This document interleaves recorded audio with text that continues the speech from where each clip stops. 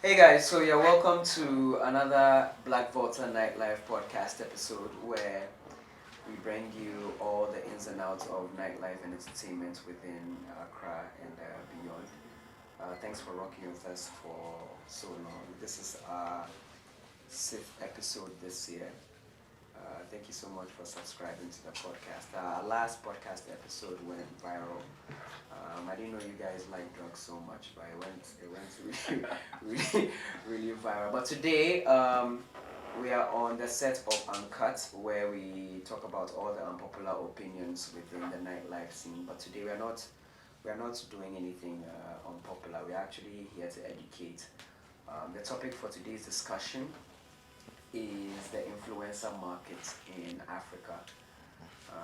I'm sure you guys have heard the term before, who an influencer is, and the whole market and all that. So today we have seasoned experts who are joining us on this particular journey to actually educate us on the influencer market, its opportunities, its challenges, and all that. So I have the pleasure of introducing to you Foster Awintiti, who heads strategy for Blacvolta. He's also a business consultant. I'll make him introduce himself after. And then we have Kofi Ayeh Akrofi, who is a media mogul superstar in That's a lot, eh? in the space today.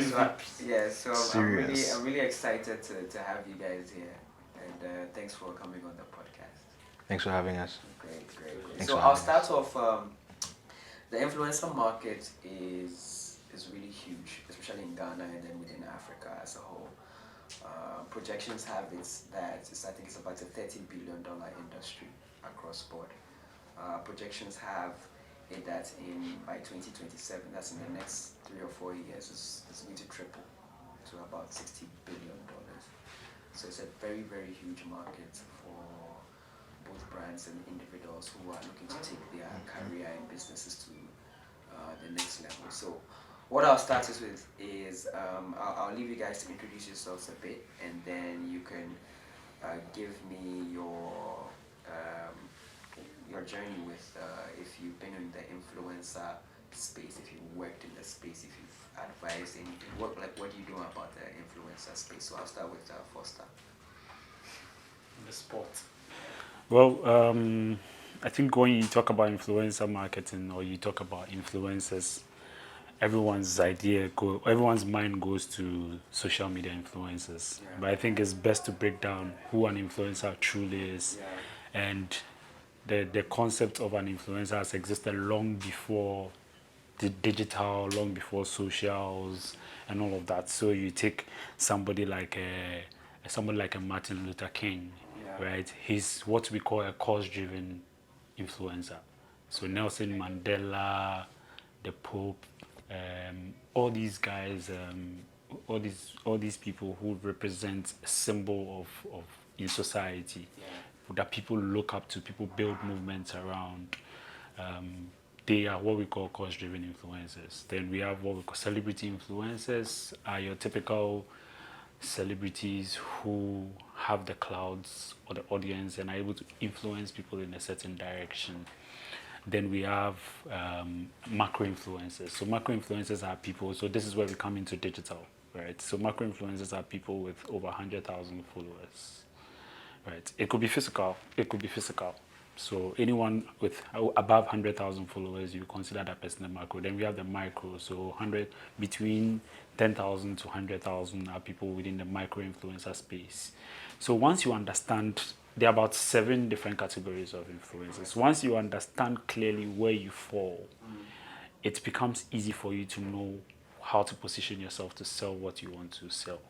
But you grow through the various ranks of influencership and determine where it will lead you to in terms of how you position yourself. Great.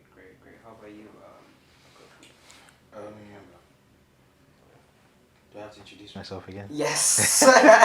All I said was you're a superstar, but let the people know what you do. Before that, before Kofi comes in, this episode is sponsored by Johnny Walker.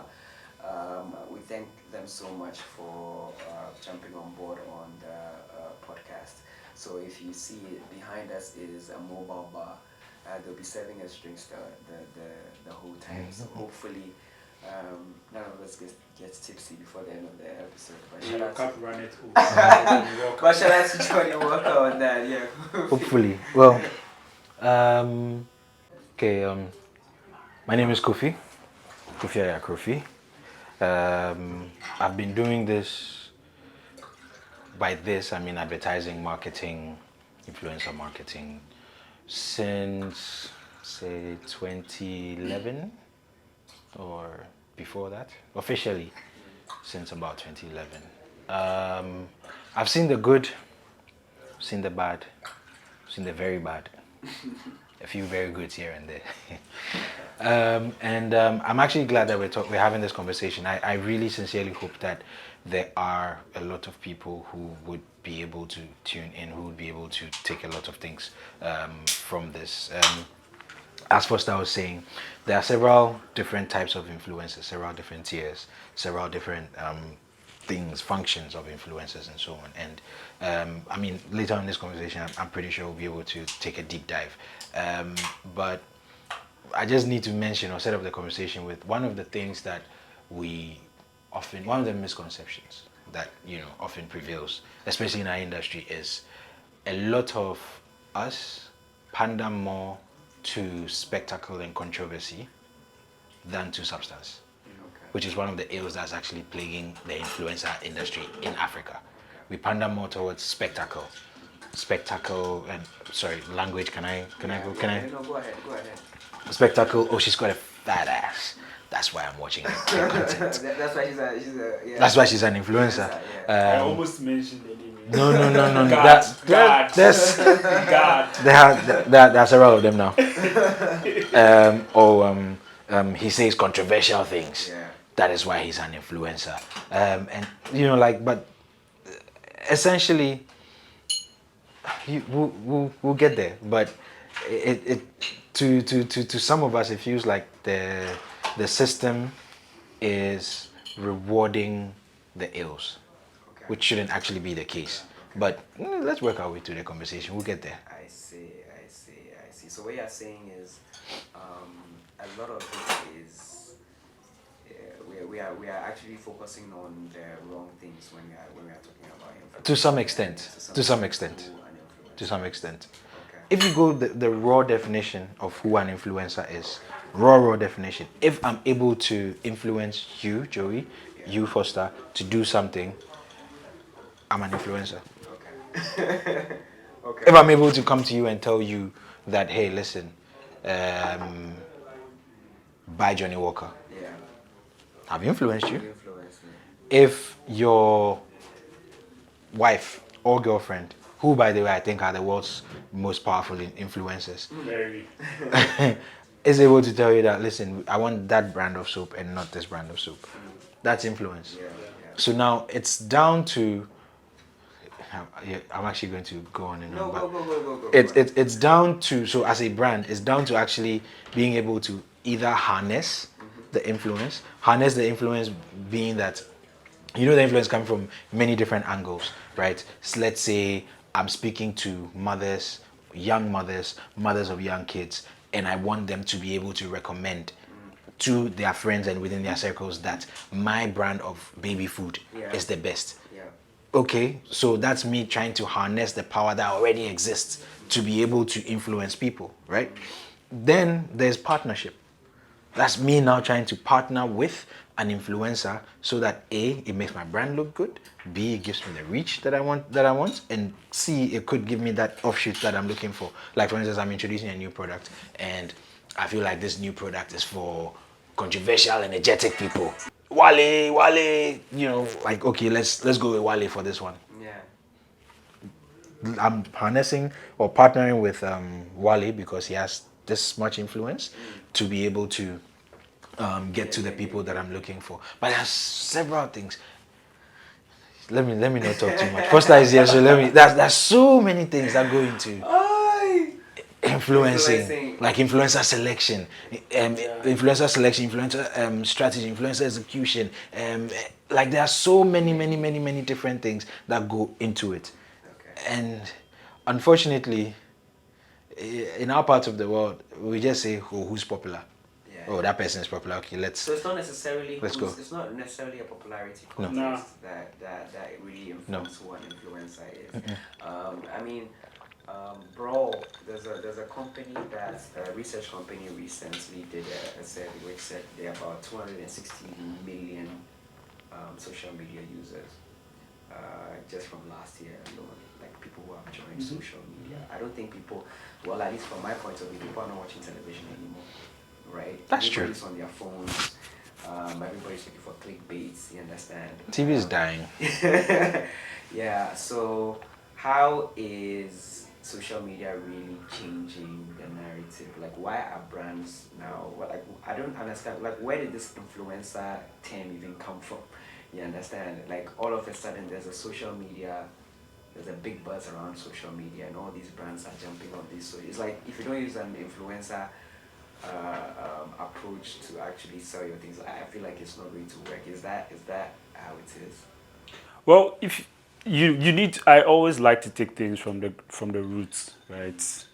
Before there's innovation, there's always a root cause analysis to understand clearly why you need a new way of getting things done. What he's saying is necessity is the mother of invention. Right? Once you can understand why you need to change the way you do things, it influences how you make your choices and what tools you need to use to get there. So you take traditional marketing as an approach before. You needed to use billboards. Now, for someone to look at a billboard, you needed to use a face that is familiar. So at the time, you see more TV hosts or news anchor hosts being the face of billboards because everyone is forced to watch the news. Or actors. Right? Or actors. Or watch movies. So you find more and more actors and musicians and then, how do you call it, news anchors being given, or footballers being given that privilege to be influencers for brands. Okay. Right?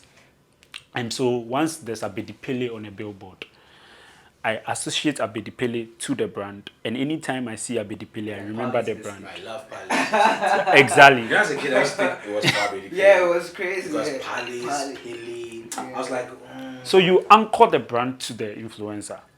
Today, people live on social media. People live in a digital realm. So as a business, you need to sort of weave yourself into the habits and habitats of the people, and that is digital. On social media. Where do they spend most of their time? Where do you get more eyeballs, etc., etc.? Now, when you go on social media, how do you get the attention of people? Before, you needed an Abedipele to be on a billboard positioned on the main road, like a Liberation Road, to get the attention of people. Today, when I'm passing by Liberation Road, I'm probably, even if I'm driving, I'm probably partly on my phone. So I need to have that person whose voice or who has visibility online that I'm most likely to find their content in my stream, in my timeline, to give that necessary attention for me to leverage, right? So it informs what we call the influencer campaign fit or influencer brand fit choices, right? So if I am a baby brand, most likely I would want to associate with an influencer who talks about motherhood, who talks about pregnancy, prenatal stuff, maternal health, women health, and all of that. You want to lean more towards that, right? And so you find an influencer who has that clout. Once you understand that there's relevance, that is where the connection starts from. Because you can choose somebody who is popular, but not necessarily popular to the group of people you are targeting. So what you're saying is relevance should precede. Relevance precedes everything. Once you have the relevance, you can now talk about audience. Someone may have 2,000 followers, but like that 2,000 followers has a very high conversion than someone who has 100,000 followers. So you don't just choose someone because I have 100,000 followers. Why do people choose Blacvolta? people choose Blacvolta as a brand to partner with because they see conversion. When Blacvolta gives you a location and you pull up, you see that the whole of Accra is there.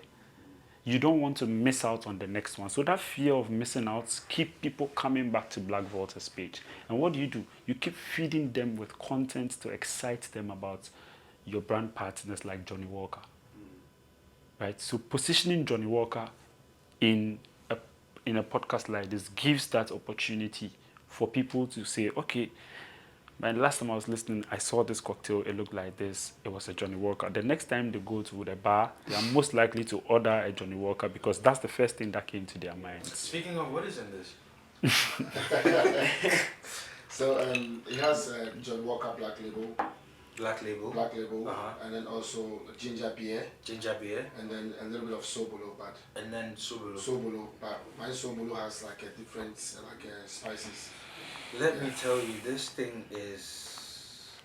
is hitting. Wow. Is it? Oh, yeah. The show just started. You wanted to yeah. loosen your tongue. Yeah. So I'm sure you're going to be pouring some gems just because Johnny Walker ginger is more. Charlie, cheers. Cheers to you. Cheers to you. All right. But to what he was, just building on what it is that he was saying, it's relevance over popularity. Yes. But how do you determine relevance, right? I have my brand. Give me a brand. Give me something. A brand. Brand. No, no brand. Give me something. Johnny Walker. Okay, Johnny Walker. Yeah. Right. Okay, let's do Johnny Walker. Yeah. I am Johnny Walker. Yeah. What do I stand for? What am I? What does Johnny Walker actually stand for? What a good time, keep it going. They say, well, keep walking. So Yeah. I'm assuming that like keep the good times rolling, yeah, keep it yeah. going, like keep having fun, keep enjoying yourself. So enjoyment seems to be like a value that Johnny Walker holds dear, Okay. right? Enjoyment. Yeah, enjoyment. Great. So if enjoyment is a value, among other things, that Johnny Walker holds dear, right? What you want to do, or what you don't want to do, is to partner Johnny Walker with an influencer or a personality that doesn't stand for enjoyment. Do you understand? That's what I get it. Okay. So essentially, there's the value of enjoyment, and then there's somebody that stands for enjoyment. Yeah. Let's say Joey. Right now in Ghana, when you think enjoyment, who be the guys where you see online where, oh, this guy they enjoy himself. Like where South African. great. So if that's the case, that's somebody that also is into enjoyment, right? So now the most important thing here is that shared value. What are the shared values? So where does the value overlap? I have this value, I have that value. Obviously, right? You don't think, let's say, give me a food brand, give me a baby food brand. Give me a baby food brand. Yumvita. Yeah. Yumvita is a baby food brand. And all due respect to her, not saying, but do you see Yumvita actually partnering with someone like a Captain Polo?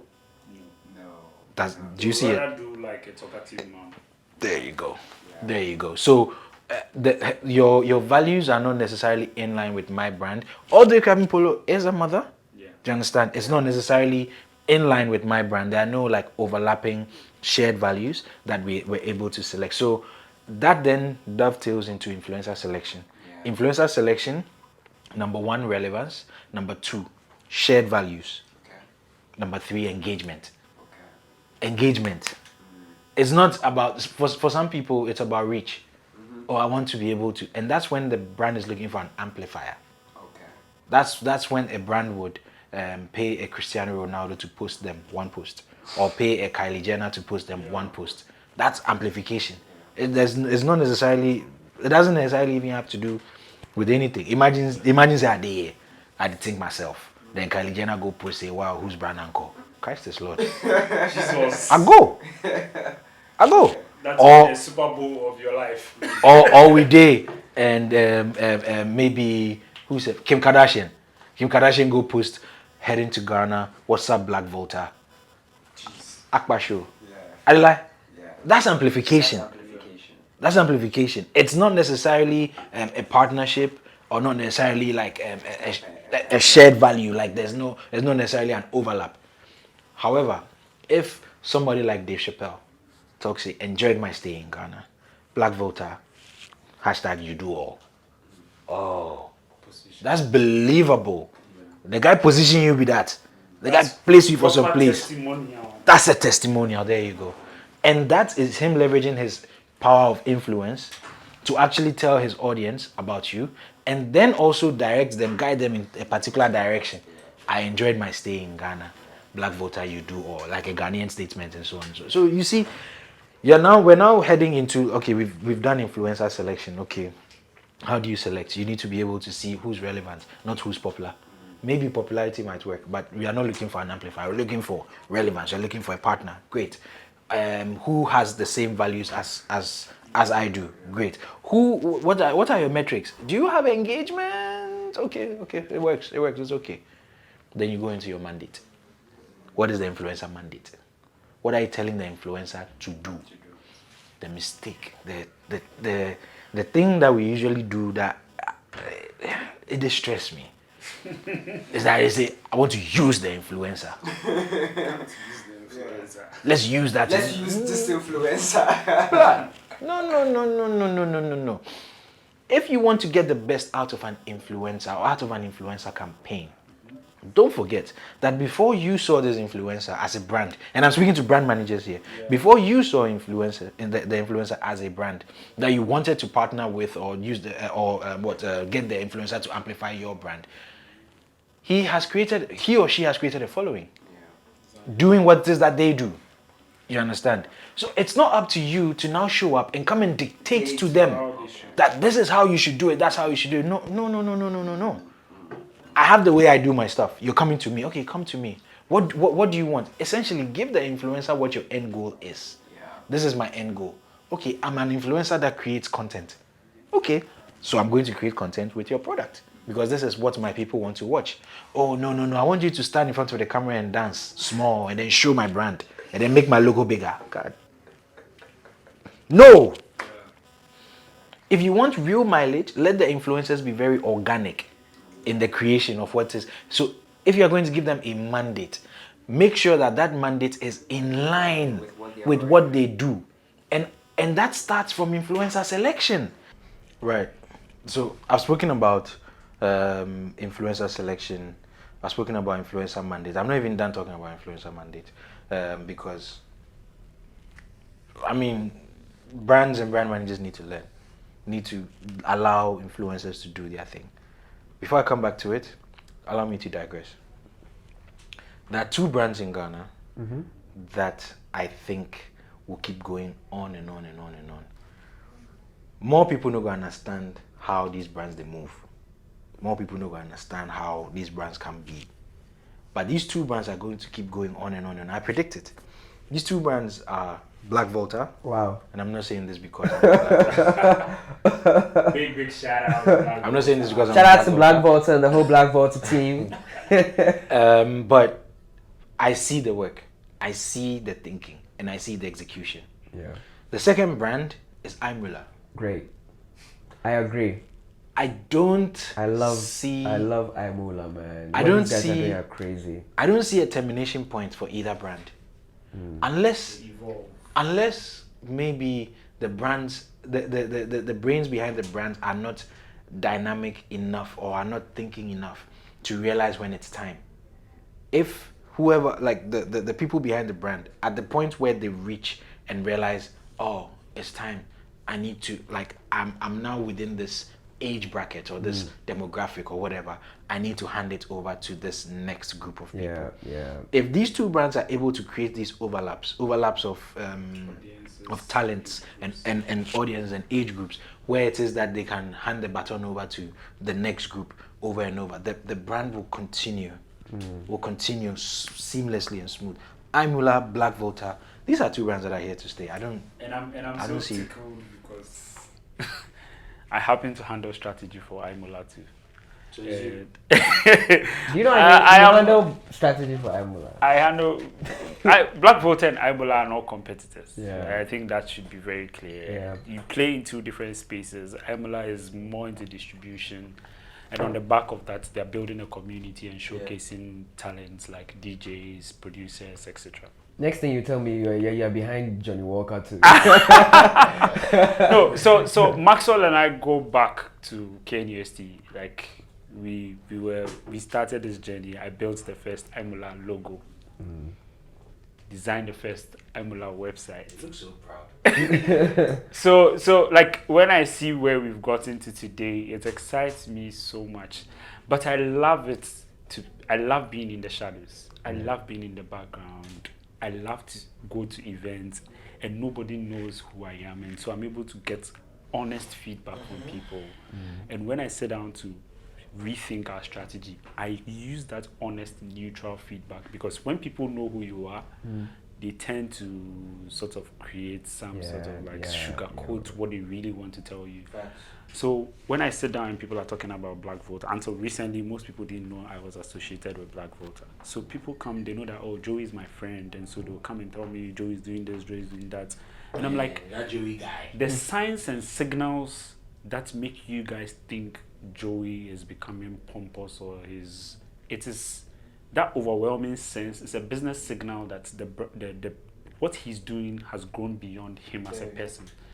And when that happens to a business, when there's poor customer service, when there's customer complaints, it means that you've reached the elasticity as a business, and you need to start to recruit people to take up those responsibilities, focus on those parts of the business and affect them. So it's an evolution. No brand has maintained positive perception or positioning in their lifetime in growth. Forever and ever. There's always a peak and trough. And in the trough is where you rebuild a system that is elastic enough for your next phase. Right? And that is what people need to understand when it comes to designing strategy for brands that live long. There's a book called Built to Last, and it compares 50 companies that died before 1990 but started early. And companies that started in the 90s, between 1950 and have still existed today. Right, so you take the likes of a Coca-Cola, you take Nike, you take Toyota, Unilever. You guys are now just moving into brands, like. So no, you see, there's something you need to understand. Influencers will grow to become institutions. Yeah, exactly. I think I read. Was it a Twitter feed recently where I think the guy worked for Google. He helped set up, I think Google or Apple, one of them, and he mentioned something really profound. He mentioned there were 3 layers of whatever it is now. It's the first one is the internet, right? The people who or whoever discovered the internet. That's the first layer. Then there's the second layer where not even the internet. He said the platform, like the iPhone and then the Samsung. That's the first layer, right? Those who captured that market early became the billionaires.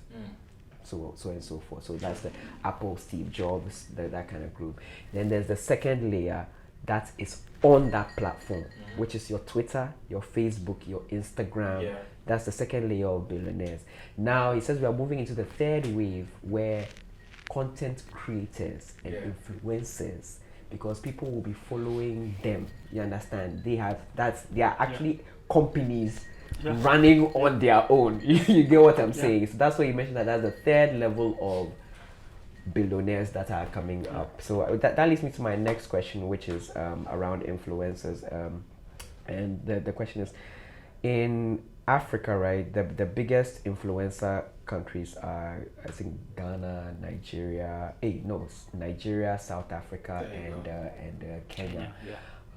Where does Ghana play in this particular space in terms of the influencer market? The North Africans have some really strong competition as well. Morocco, Egypt, Algeria. They have some really strong players too. But before that, let me add another question to that question, right? In Ghana, right? You see, I was going to say something very controversial. Okay, no, then go. No, you go ahead. You say what you want to say. I mean, a lot of influencer talk is around metrics, right? Metrics and numbers and all that. I don't feel a lot of Ghanaian influencers have those numbers to actually drive these kinds of discussions that the brands are actually looking for. So he said something early on. He said something early on that an influencer might have 2,000 followers, but the engagement that the person gets is way higher in terms of ratio than the person that has 100,000 followers, and the impact that 2,000 would make via the knock-on effect, right, would like it will bust your brain. Yeah. Here, the only numbers that people look at are likes and followers. Facts. You mean here in Ghana? Here in Ghana, right? The only metrics that we look at are likes and followers. We conveniently ignore insights. We conveniently ignore what's the age range of the people that are viewing your content. What are their demographic locations? Like what their geographical locations? At what times are they viewing your content? What time does your content work? And so on. We conveniently ignore that. I was speaking about the business, the brand managers earlier. Now let me speak to the influencers. The actual influencers, right? A lot of times, we the influencers miss out on opportunities to be able to go to the brands and tell the brands that this is what I'm bringing to the table. This is what I'm offering. In fact, I'm bringing the whole damn table. The very few influencers who have mastered that are the ones that are cashing out. Exactly. The very few ones that have mastered that. Explain. Now you, the influencer, you're coming to the table thinking like, I don't want to sound controversial, but I think maybe I should say it. Please. You're coming to the table thinking like a beggar. Okay. And then you go past the beggar and then become a greedy beggar. True. Because you need to understand your leverage. True. You come to the table like, oh, and I have 10,000 followers. And I give this example all the time. There was an influencer who had the temerity and audacity to ask for, in their first conversation with any brand, to ask for 1 million Ghana cedis. Right? Why are you asking for 1 million Ghana cedis? Because I have 1 million followers. That's the main reason why they was asking. And if I value each follower at 1 cedi, then And that's their monetization strategy. I sat back. I sat back and said, "This is not happening. This must be a bad dream." Because then the clients looked at me and said, "What's going on?" Because he had 1 million followers, and then if he values each follower 1 Ghana cedi, put him on a pay-per-click and tell him to convert his 1 million followers There you go. based on a click-based payment, and see how many people will click. You not even have 10,000. So, to that end, you the influencer, you need to, when we say this and it sounds like it goes through one ear and comes out there, you need to educate yourself. And when we say educate yourself, we are not saying it like hot air, we're not saying it into the air. You need to know the ins and outs of the business. What's the nature of the business? Know your metrics. Know the brand that you are going to partner with. Know your own brand. Define your own brand. And then understand the business, the business part of even being associated with the brand. yeah. How long would you work with that brand? The lifetime value of the brand. I mean, you the influencer now, right? When you go in there, ask the brand, hey, listen, I think I'm going to give you impact or whatever. Okay, cool, no problem. I'd like to track my influencer activities with, or I'd like to track them to your sales activities. So if it's possible for you to put me in touch with the sales guys so that I see how your sales patterns are going, so that I know what to do, I know what to adjust, and what, wow, the clients say, wow, okay, this is a sensible person. This person wants to be able to see. Do you know what that does for you? That means that for those 3 months or 4 months or 1 month or whatever that you are engaged with the brand, right? You are able to now get metrics, get statistics, have numbers to go and show that when I joined the brand, they were here. By the time I finished with them, they were also here. Even if it wasn't directly from what you... Hey, that one, they not been anybody matter. When I joined them, they were here. When I was leaving them, they were here. It's a simple cohort analysis. Simple. Yeah. Do you understand? Now, what that does is, you can then benchmark that and go into the next conversation with the next brand to say that, hey, when I joined these people, this is what happened, and this that I gave them, this 3 million CDs increase in sales that I gave them cost them just 100,000 CDs. So for you, give me 200,000 CDs, and we might do the same or similar. Okay. I can't guarantee, but this is what is that thing we should be. This is what I've done. So look at what I've done. Haha. Let's move. So is it that what's the problem here? Is it that influencers are not knowledgeable enough to know what kind of business they are in? They are not educating themselves. They are not educating. People are not educating themselves. The few influencers that have actually educated themselves, that actually understand where it is that they are coming from, that they know that they are a business, that they are running it like a business. Like, bro, it's such a breeze to work with them. It's so nice. It's so lovely to work with them. Like, you know what you are getting, and they charge a premium. And when you pay it, you get your money's worth. You get your money's worth. Facts. Yeah. And oh God. But yeah, the I think it's a vicious cycle that needs to be broken. The brand managers exploiting the influencers who don't even know their worth, and then go back and think they are also exploiting the brand managers. And the brand managers, it's a running circle of ignorance, right? Yeah. So for me, I think that's, if you had to talk about the challenges, aside infrastructure, internet, etc., that's one of the biggest challenge, knowledge gap, right?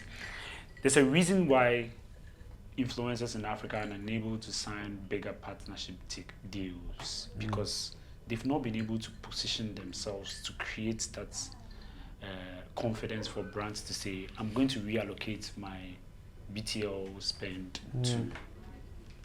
to influencer marketing because it will probably give me more value. Right? Don't go as a person. Go as a structure. Go as an organized body. The fact that you have clouds is not enough for an institution like a bank brand or an FMCG that has lasted 5 centuries, 3 centuries, 2 centuries. They are legacy systems. For them to adjust to change, you need to give them comfort. You need to give them guarantees. And giving them guarantees is being able to take every single project you get the opportunity to lead, take a serious, document clearly where you met the brand and where you left the brand. That period influences. I always say that if you are starting your journey and you have 2,000 followers and you want to become an influencer, and that 2,000 followers is your concentrated few of people who truly believe in you, and every time you say, everyone click on this link, you get 90% clicks, you are already on your way to succeeding, right? If you start from there and you concentrate on converting for smaller brands, I always say that your smaller paycheck to be able to build a disruptive project, to showcase to your next project, determines your paycheck for your next project. I don't know if it's making sense. You want to pay me 1,000 cedis. You are paying me 1,000 cedis because I can't justify why I am worth 10,000 cedis. But I know I am worth 10,000 cedis. But to prove that to you, I will take the 1,000 cedis and I will do the work at an extra cost to me to prove to you that I'm worth 10,000 cedis. Prove to the next man. The next person, you will use his platform to tell him that you are worth 10,000 cedis. Right? So if you start to think that way, you grow progressively. Like, people always want to start from, immediately you hit 10,000 followers. I should start cashing out. I start posting ad and I'm charging 500 Ghana per ad. Like, for how long? Right? There's somebody in China who is a micro influencer, and he's earning every minute. He's earning money every minute. Right? In Africa, unfortunately, one of the biggest challenge is payment infrastructure for freelance for influencers. Yeah, I think Right, that's so a content very creators big, and all of that. There's some projects cooking in the pipeline, and I'm sure in future we'll talk about them around. There are certain fintech companies that are coming up that I'm excited about to be part of one of them. We are building a solution that helps gig workers, more specifically for content. There's a use case for content creators to monetize on TikTok, YouTube, Instagram. So now there's this thing when you go live, people can buy gifts, digital gifts. As for it you, turns out, right? I found out the other day. I'm like, wow. Yeah, but if you're in Africa, you can't even send anybody a gift because you don't even have the wallet to be able to do the purchase for the person. And the influencer on the other side can't also benefit from it because how many countries accept PayPal? Yeah. And most of these platforms pay through PayPal. Or direct Swift transfer. So what we are trying to build is a platform, a single wallet that allows you to receive money from anywhere, from any platform. That's also, I think, in terms of monetization, payments is also one of the challenges, you understand, because people in Ghana may not be able to run campaigns outside of Ghana because how are they going to be Bro, paid? you are in Ghana. Coca-Cola, how? I'm sure Kofi no one will is agree. paying you by Momo. So you'll be shocked, right? You'll be shocked that one of Kofi's biggest challenge for his clients will be, for example, if you are doing ad on Twitter for your customers in Ghana, you can't target customers in Ghana. Because Twitter doesn't have that, it doesn't allow you to target customers. You need to go through a third party. Right? So it's like there's so much in terms of limits. Africa is really excluded from that digital economy. There's so much. We have digital penetration is growing significantly and increasingly. Like I'm sure somebody like Wodimaya is successful. He started in China. Wodimaya's account is not even registered in Ghana. So when they released the highest earners on YouTube in Africa, he wasn't part Yeah. because his account is somewhere in the UK. China. Oh, okay. China is in the UK, right? So you realize that a lot of these things are limitations to why successful creators in Africa can't even attribute their success to the fact that they live in Africa. Their success are attributed to Europe, to the United States and all of that. But there's a lot of potential here today, and this is definitely a platform to have those conversations. Right? My thing is, most of these creators cash out, and so what comes after cash out is move out. Nigerians to tell you for Jackpa. I watch a lot of YouTubers. I watch content like crazy. Right? There's this guy, Diary of a CEO, based in the UK. His content is mad and mad. And this guy, he has about 10 companies. Like 90% of the companies are in marketing, digital and marketing, right? And he uses his YouTube channel to build that clientele base. He interviews, so one of the people he interviewed recently was a CMO for Nike. The guy has worked at Nike for 28 years. From when Nike started, he started as an intern at Nike to becoming a CMO at Nike. And as a YouTuber, for him, it's strategic to interview these people, for them to know him, and to also use that leverage to say, I have an agency that does ABCD. You cross-sell. So sometimes your strategy as a content creator, as a social media influencer, is not necessarily to make money from posting, from just posting the collaboration. It is anchoring. So Blacvolta today would feature location, like owners of locations on UNCUT or behind the bar, to tell their stories. But ultimately, it is a value proposition that is embedded in a marketing strategy for the client to say, I am coming to you not just to promote your location, but also to tell your story through my other channels, right? So you will choose Blacvolta over another agency to do your marketing for you simply because Blacvolta is coming with value add beyond. So if I tell you that I'm charging you 10,000 cedis a month retainer, I am able to justify why I am worth the 10,000 cedis not just because I'm bringing people to your location, not just because we are showcasing your brand, etc., etc., but because we have designed something that has like lifetime value for the client. Kofi, let me ask you, you're in the space, you've worked with a lot of influencers. Can you describe to us like a recent campaign that really went successful? And then I'm curious to know. Yeah, we want to know one of your, what's been your biggest success? You don't probably need to mention maybe because of yes, but let's maybe just walk us through the wow, which one? The one you're permitted to share. Okay, there's two that I'm not permitted to share. The ones you're permitted to share. Touch those. But the one that I was most emotionally invested in, yeah.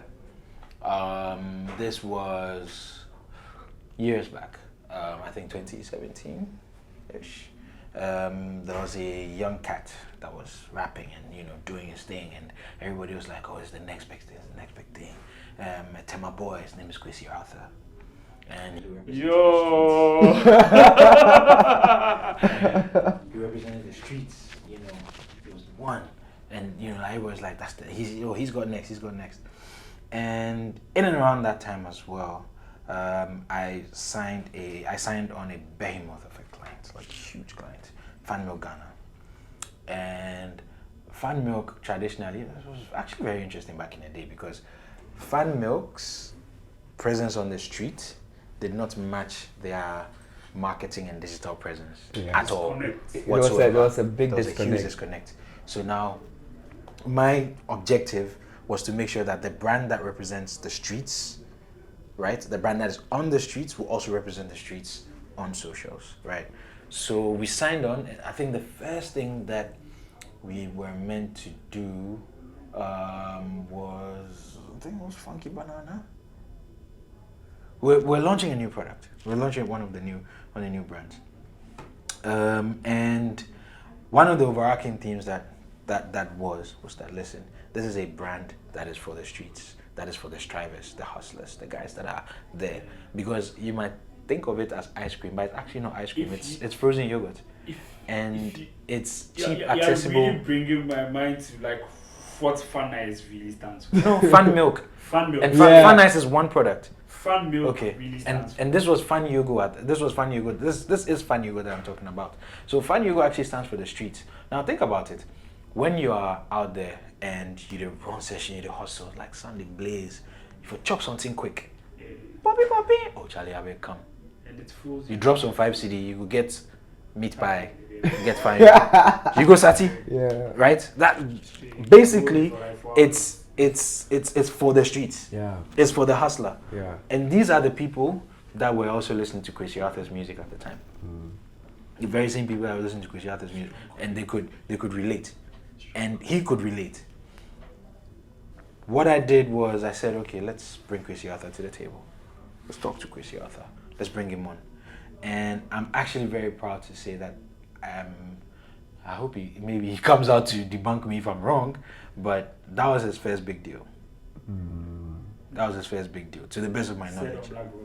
And I was very, very proud because Kwesi Arthur is one of my favorite rappers. Like, he's one of the people, I love the guy. I love him so much. He's an amazing rapper, an amazing talent. And what had happened was, in that particular campaign, one of the deliverables was to create a song. There's a song, if you go find it, Kwesi Arthur Poppy. There's a song called Poppy. And it's one of them songs that we just said, listen, just mention Fanyogo over here, put this over there, and then we'll shoot a video for you. And we shot the video as well. And beautiful song, beautiful video. Another mandate, we need to take pictures with you. We need to represent the street. We did that. Yeah, I saw the pictures of him on the... There you go. Another mandate, which and this is something for influencers, he applied himself. Yeah. Self-application. Yeah. Applied himself during a photo shoot. He came and he asked. It was me and Sosa. He was like, "Yo, can I keep this?" Hey, vest? shout out to Sosa. Hey, shout out to Sosa. So he was like, "Yo, can I keep this? Can I keep the vest? The vest that the riders wear?" Yeah. I was like, "Yeah, it's fine. Just keep it. It's fine. We're going to deal with the client later." Now we weren't even ready. The next thing we know, he shows up at a party and he's wearing the vest. That's mad. Viral. That's mad. Viral. He goes to he said he was going to go on a school tour, and then he comes up again, self-application. He says, "Hey, listen guys, I'm going on a school tour. I'm going to a secondary school to go and perform. Yeah. Do you guys want to come with me?" Like, why not?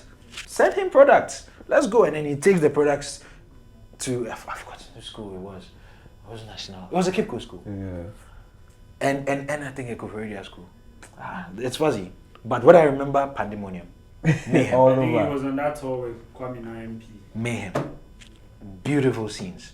And essentially, what happened during that campaign was we took the brand from being at this point where they had a standing 60-year monthly sales record, right? They had a record that had stood for about 60 years, where they sold a certain amount during the month, right? And I think 3 months into that campaign, we broke that record. Wow.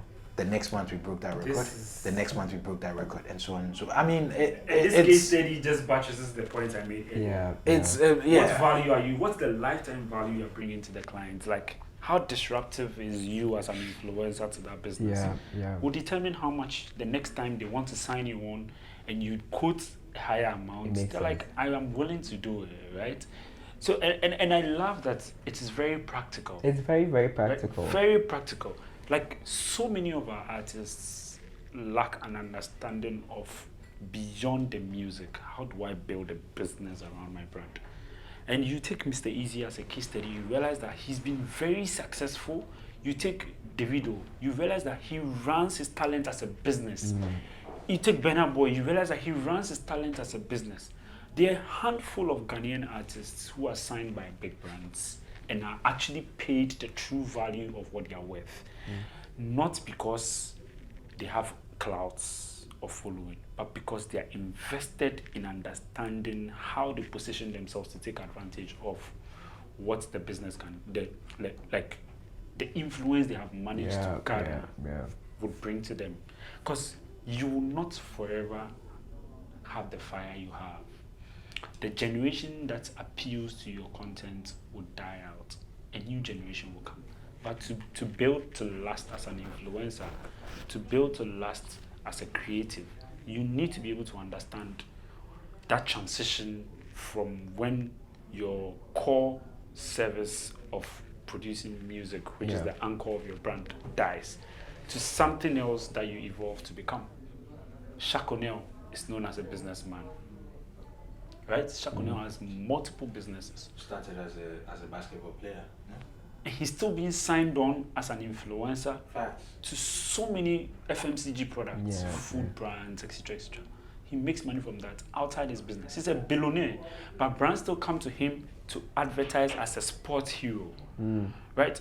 How many Ghanaian footballers have lived past their influencer period or their peak times and are still relevant to society?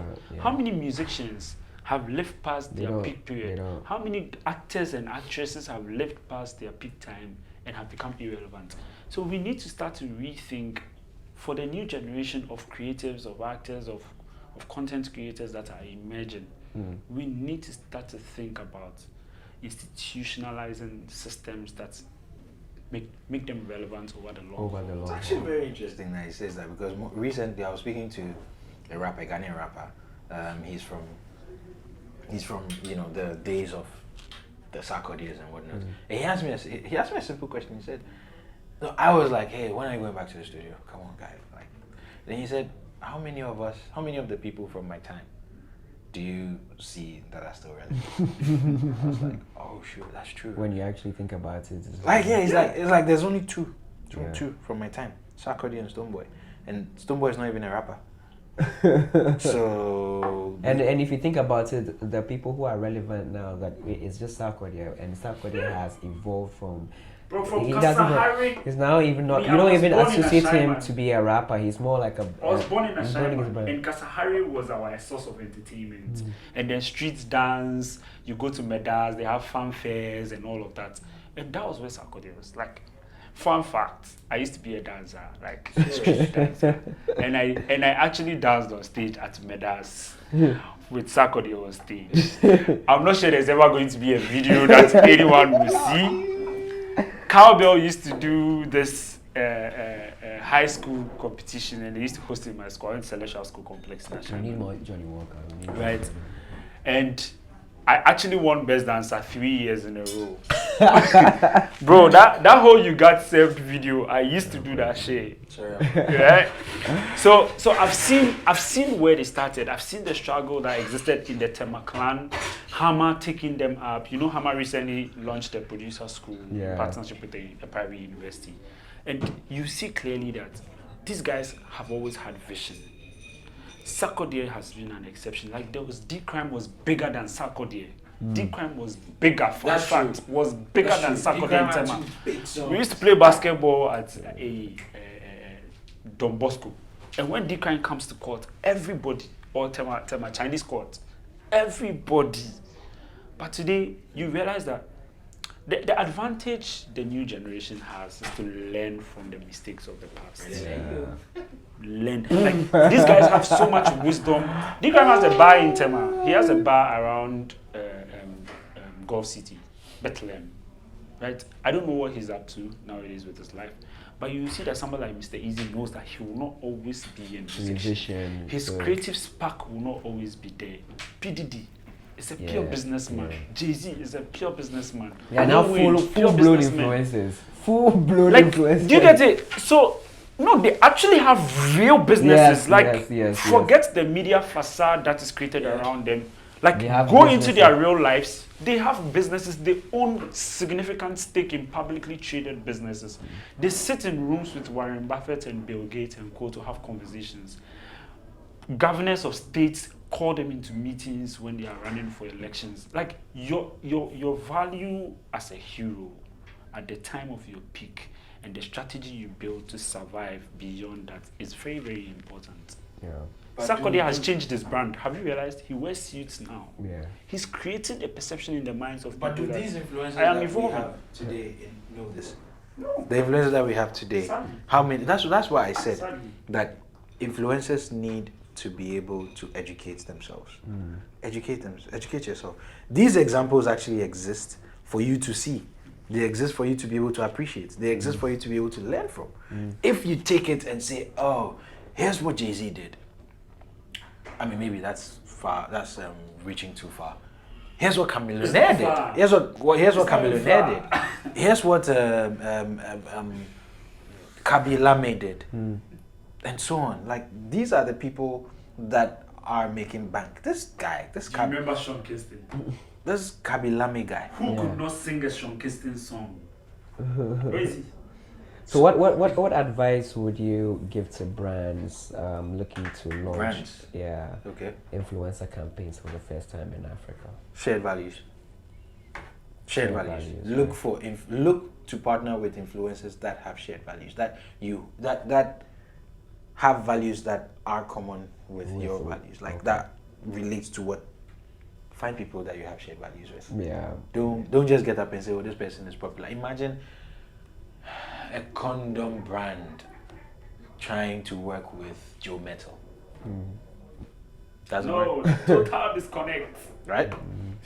Imagine a... So I trying to say they should look for commonalities in terms of value, even if as you mentioned, everyone is looking for numbers and likes and things like that. The numbers, likes, all of those metrics are a result of the activity that comes from this selection and the mandate. Makes sense. It will happen organically. Because you see some of these influencers is like, okay, there's a party going on, and then you go and pick an influencer that's doing something totally opposite to what they're doing. The person is posting, and sometimes they don't even like. Well, Blacvolta is in the space of events and nightlife and things like that. So I tend to see a lot of stuff when it comes to something. So most of these parties just go to, or these brands just go to people who just have make the big most following, big following, and sometimes even the events they don't even show up. You get me? You have an event, it's like professionalism. you understand? Or sometimes you can go like maybe a drink brand to people who don't even drink alcohol at all. You understand? You're an alcoholic brand and you're going to an influencer who doesn't drink alcohol. Yeah. The person comes to your event and then the person goes like, okay, I just go take water. And I'm like, so there's a big disconnect. So I'm happy you're mentioning that one, when you're entering find the market, commonalities, find shared values, within the 100%, market. 100%. What and else? Set tangible KPIs. In fact, even before setting tangible KPIs, let the influencers influence in the way that they know how to influence. That's very important. Yeah. Because if you have selected them right, they are already in tune with your brand. And so anything that they do is to the benefit of your brand.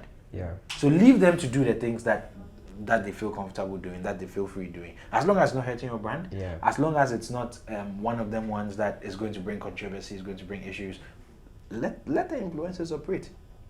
And then set the KPIs for them, so that they themselves can also work towards hitting and achieving those numbers, hitting and achieving those objectives. Makes sense. Because then you just can't. What are you grading the campaign's success or failure based on? Yeah. And I've seen it happen so many times that at the end of 3 months, oh, it didn't work. What did it work? Like failure is a necessity for creative. Like you need to try it to know whether it works or not, right? Let's say, so you go to Nigeria today, skits are a big thing. Like Skits are really any big. comedian that wants to break through to the ranks of like all these guys, like what's the famous Sabinos or basketball. Basketball and co. They go through sketch routes because what? Before when basketball started, there wasn't social media, so he used to run concerts and all of that and do adverts and all of that to get that audience he needs. Today, there's social media, so for you to build that traction, all you need is to find that perfect video that becomes like viral. It breaks you. There's this guy, gospel artist that's upcoming, 1000. He did this collaboration with a band. It's a contemporary band, but he's a gospel artist. And if you know the vibe, you know the inside. He just took that hook and added a few things and created a verse with like gospel, like inspirational gospel. You did, if you did the vibe, you know the And bro, recently? Bro, it's That been Kojo less Baba than was 2 months. It's been less than 2 months. It's one of the top like videos on YouTube. The guy is doing a tour in the US right now as we speak. Right? So as a creative, there's something in marketing called A/B testing, alpha beta testing. Right? Test group A with content A. Test the same content with group B. Slight changes in the demographics and see how they respond, and change the content. Same groups of people. Test again, see what they respond to. You keep evolving until you find so Blacvolta, for example, there's some content you post, you get maybe 1,000 impressions. There's some content you post, you get 100,000 impressions. You need to understand what was in that 100,000. To investigate it. So how did that happen? Right? Is it that the marketing, the time you posted was different, the marketing you posted was different? Is the content, How the content narrative was published was different, the caption you used was different. Did you tag somebody? Once you start to understand those nitty-gritties now, repeat the process. Once you find your hook, repeat the process. And you start to see results. You start to learn. As you start, now you start to master that, okay, so if I use this type of people, or if I tag this type of people, or if I use this hashtag, or if I XYZ, I get this result, maintain the consistency. Right? Because for creatives, I always say that inspiration is overrated. It is master your craft. Yeah, that's it. Every day you wake up, you don't need inspiration to repeat something you have done before. You need inspiration to do something new. Yeah. So if you are not inspired to create something new, use the framework of what you already know how to do to maintain it. Because You don't wake up in the morning as a company and say, today we don't feel like responding to customer queries. No. Because of sentiment. That is how creative think. Inspiration is all about sentiment, it's about emotions. Yeah. So if I am in a bad mood, then the business is in a bad mood. If I'm in a good mood, the that's business why is in a that's good why mood. it has to be you have to think of Right? it as So a business. create It's not that every day. framework that moves exist beyond your It's Yeah. touching on something. We creatives are very emotional people. Very, very, very, Very emotional guys. We're very guarded about ourselves, our work, you know. And creatives don't take feedback. Too well. So as a creative, as a creator, an influencer, you need to learn how to take feedback. You need to learn how to take it. You need to be able to look for the substance in it. I know you asked that we should, like what advice we give to the brands, but the influencers in creating, in putting your stuff out there, the brand manager, the people consuming it, they are the ones standing behind, though. They are the ones looking at it. The brand doesn't know what they want. You have to figure out what you can sell to them. So you take the feedback and say, ask questions. If anything, write down, what would you like to see? Yeah. What are your desired outcomes? Yeah. Is there something that I can reference to be able to achieve what it is that you're looking for? Yeah. It's more for the brand and not for you. Exactly. Because if you make impacts for the brand, that's money in your pocket. Yeah. And the other big thing is collaboration. Yeah.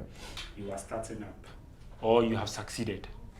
I'll take big case study, Don Jazzy. If you go on Instagram today, over 50% of content published on Don Jazzy's page is partnership. Since the partnership feature came, anyone who wants to post something to go viral would post it in partnership with Don Jazzy or in collaboration with Don Jazzy. So Don Jazzy's page is basically full of content that he doesn't create by himself. Right? And you see this content hitting 100,000, 200,000, 300,000, and he's doing this as his social impact. I don't know if he's paid on the back, right? But from where I sit and from my lens, I don't think the people who are collaborating with him can afford to pay Don Jazzy. He's doing this as a goodwill back to society to promote Nigeria as a strategy. Right? Because if Nigeria succeeds, Don Jazzy succeeds.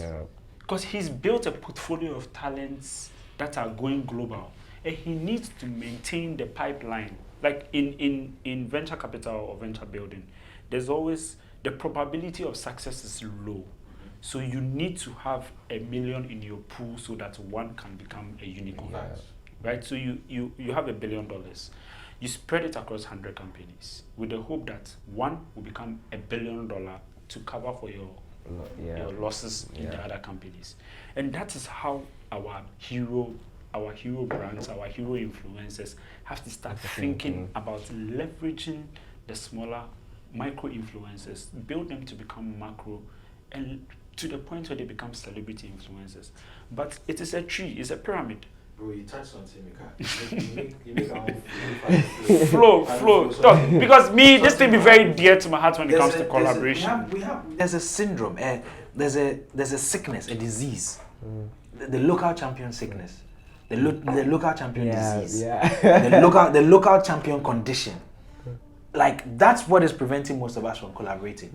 That's the thing. Somebody say, Joey they shine. They position himself. Make a deal with the Blacvolta. Then something they come, they go collect that thing, they stand it for say, it be me. It gets keeping. Bro, no. Power works in the shadow. No. Power doesn't work in the light.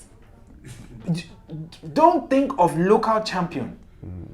Think, oh God. I think there's one guy, Mauli, shout out to Mauli, he's in Tanzania. He mentioned something which was really profound. He said, for him, the best, like the highest form of competition is collaboration. Bro, see, me, I thrive on partnership. You realize that every time we face a challenge as a business, I'm thinking about which of our clientele has an ecosystem that we can anchor. We have a client, let's say Johnny Walker wants us to do something together. I'm like, okay, I'm sitting there, I'm thinking, who give us the biggest mileage if we feature them on a podcast episode in partnership with Johnny Walker? Like, that is how I'm thinking. I'm not thinking about just doing another episode. I'm thinking about who is the most relevant person right now or relevant story that will go viral. Local champion. Everybody won't be the person with maybe the local champion. For here maybe the organ. For here maybe the one. Gatekeeper. Bro, no. Partner up. Because that's the thing. That proverb is built from influencing. The proverb where they talk say if you want to go far or if you want to go fast, go alone. If you want to go far, go with people. It's true in every scenario, every case. We need a lot of if we are moving forward, let's collaborate. Let's partner up. You have something I don't have. I have something you don't have. What we create. In fact, maybe you don't even have something that I don't have. Maybe you get everything. But then okay, come. Make we hold hand. If I do make it be for you, tomorrow I don't know where it is that I'm going to be. I don't know where it is that I'm going to be. I might need you. A lot of not to cut you guys short, even from Blacvolta, a lot of the successes are through collaboration, and we need that. So as we bring the, I know there's a lot that we need to say on this podcast. Sure. And let me tell you guys something, right? So Blacvolta only wanted to do one episode on this series, and Kofi was like, you know what, I just need one favor from you. So I thought, okay, I need maybe like he needed me to help one of his clients and stuff like that. He was like, you know what, all the range of topics that you sent me, I want to do all of them. So this is just part one. Before you guys end, I wanted to ask just like in one or two sentences, what do you think the future of influencer marketing is in Africa? What do you think it looks like? I think it's tech-based. Yeah. I think influencers are everywhere in the world. The influencer is going to become an institution. Yeah. That's fact. Yeah. Or the influencer has the potential to become an institution. And I think because the way the world is going, influencer activity, influencer marketing, influencer access is going to become a tech-based product that is going to be accessible to brands, especially like on a B2B level. And so if you don't get your game up, where you educate yourself, where you get your metrics right, where you understand the business, you're going to be left behind. And this is where the world is going. I mean, mark my words, like influencers are going to have the potential to become institutions, and the future of influencer is tech-based. So educate yourself and get ready. My words. I think I'll speak in two parts. The first part is from the influencer side. Understanding your journey is very, very important. If you don't understand your journey, you would die really fast. You die right at the beginning. Oprah Winfrey Network was an evolution of Oprah Winfrey as a brand, as an influencer. Gary Vee is a very, very famous marketing guru, right? So he eventually evolved to the Gary Vee media, right? The guy who runs this Diary of a CEO started podcasts, owns a big multimedia company, right? I'm just saying this for you to understand what evolution of an influencer means. You would always evolve to become an institution. Yeah. But it depends on you building the discipline to create a system around your creative process. So that one day when you are stretched, your brand will still exist and your prodigies will represent the core principles and values underpinning who you are as an influencer. Right? And that is culture. An accepted way of doing things. So once you as an influencer become a brand, it is no more you as the person. It may be your name. Johnny Walker is the name of the owner of the guy who started. Yeah, that's his real name. It's a real name. So when he started the business, right, it was called Old Something. So it was called Old Something Whiskey. And his strategy for distribution was to use ship captains. Wherever ship captains go in the world, they should take his whiskey there. That was his marketing distribution strategy. He realized that his customers weren't really enjoying the variety of his whiskey. So he decided to start blending some of the whiskeys until he got a perfect blend that customers were all excited about. Then he finally put his name on it. And today, from the 18s, it still lives on, right? And so influencers need to think that way.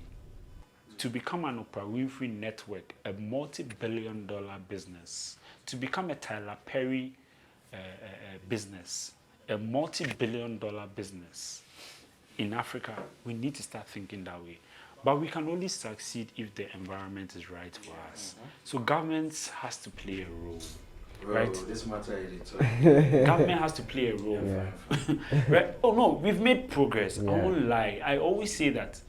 Unfortunately, there's always miscommunication between the effort government and some privileged people are putting in to secure the future of certain industries. Before, we did not have a ministry for like the creative industry, music and something. It's tourism and creative arts, no? Right? It was just focused on Ministry of Tourism. And it became Ministry of Tourism and Creative Arts. So there's progress. There's progress. There's an organized body that communicates with governments around the needs and wants of creatives. Labor laws will have to be adjusted to accommodate the emerging talents or emerging economies, like the gig economy of creatives, so that there are clear regulations and guidelines protecting creatives. I think Nigeria are making a lot of there's money. Those markets like Kenya and Co. They are all like the IT digital service industry contributes 17.8% or 18. I think it's around 18% now for Nigeria. So all these tech companies who are raising all these million, government is strategically positioning itself because 18% to GDP is very significant for an industry to shift from agriculture, to shift from petroleum, oil and gas, and co as a core of their industry to becoming that digital. It's significant, and Ghana has the potential to get there, right? We also need to find a way to improve our payment systems. We need to open conversations with all these global creator platforms. Because if nobody can build the next Instagram from Africa, then how do we become collaborators with the Metas and Co and the it's even when they're even rolling out, they leave out Africa. When they're rolling out everything, like we get subscription. We are always the last. They leave us out a lot of times because there are a lot of things that you won't be able to get in unless you register. There's the assumption that we don't have the purchasing power for the things they are doing in those markets. One. Number two, there are no regulations governing it because it's a gray area. For example, the reason why advertising on digital is limited in certain geographies in Africa is because there are no tax laws that govern how they pay for the taxes in those countries for advertising. And so they'll rather play in areas where you don't come and find them for something you don't even have. For you, the agency that actually has to do advertising for your clients, it becomes an audit nightmare because that we don't have taxes. They don't even understand your we don't have taxes. They don't even understand the nature of your operations. Yes, so then how are you going to withhold tax for something you are going to pay to Facebook? How and who are you going to pay that withholding tax to? And so on. How do you charge VAT on a Facebook invoice? Anyway. So just to wrap up, finally, collaboration is key. Networking is very important. If we can, as heroes in the influencer marketing space, the likes of Country Sheldon and Co, some people are breaking through. Like they've managed to break out of the ceiling of being Ghanaian and living in Africa to compete on the global stage as content creators, as influencers. There are two different businesses, but at a point when you build audience as a content creator, you start to become influential, and so you pivot or you merge. Right, so we are very grateful to have some of these people. Wodimaya has featured at the World Economic Forum, YouTube creator conferences, etc., etc. And we want to see more and more of the creators get there. So when you get there, come back. Nigerians are very good at doing this. They come back, they build a system as a service. They build a system as a service, and they pass on that knowledge to upcoming people so that they benefit from that tree. the more people you grow, the collaboration is right, very, it's very, very necessary. important. So that's what I'll really wrap up with. But I'm very excited that we're having this conversation. I'm looking forward to part 2. To share more insights on some of the things that creatives can do to become sustainable as a business. Great. I can't wait for part 2. Great. So thank you guys. This has been amazing. I mean, this has been a wealth of information. I can't wait for part 2. You guys should wait for part 2 and then part 3. Thanks to Johnny Walker for losing our tongues. Yes. So we can share more. Shout out to Johnny Walker cheers. for the drinks and the partnership. But you guys should subscribe. Watch out for the podcast. It will come out on all platforms, on Instagram, YouTube, Spotify, Apple.